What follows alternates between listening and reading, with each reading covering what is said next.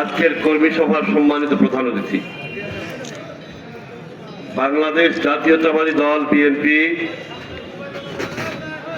জাতীয় নির্বাহী কমিটির সহ সাংগঠনিক সম্পাদক, আজকের প্রধান অতিথি জনাব মিফতাহ সিদ্দিকী, বিশেষ অতিথি হিসাবে উপস্থিত আছেন জাতীয় নির্বাহী কমিটির অন্যতম সদস্য, আজকের বিশেষ অতিথি জনাব মিজানুর রহমান চৌধুরী, উপস্থিত সুনামগঞ্জ জেলা বিএনপির আহ্বায়ক কমিটির সম্মানিত নেতৃবৃন্দ, বিভিন্ন পর্যায়ের নেতৃবৃন্দ এবং আমাদের তাহেরপুর উপজেলার সিনিয়র বিএনপি প্রিয় শক্তিশালী ঘাঁটি, এই উপজেলায় আমরা চাই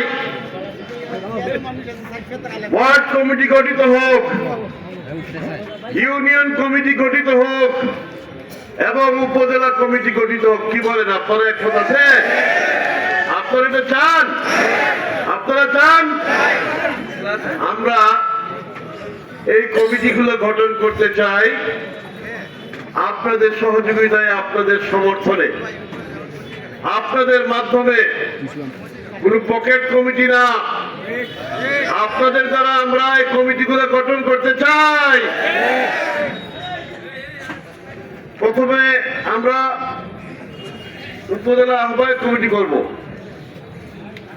100 জন, কমপক্ষে 100 জন, ইউনিয়নের ওয়ার্ডের কমপক্ষে 100 জন, বেশি যা হতে পারে, ওনাদেরকে নিয়ে বৈশা ওনাদের মাধ্যমে ওয়ার্ড কমিটি গঠন করবেন।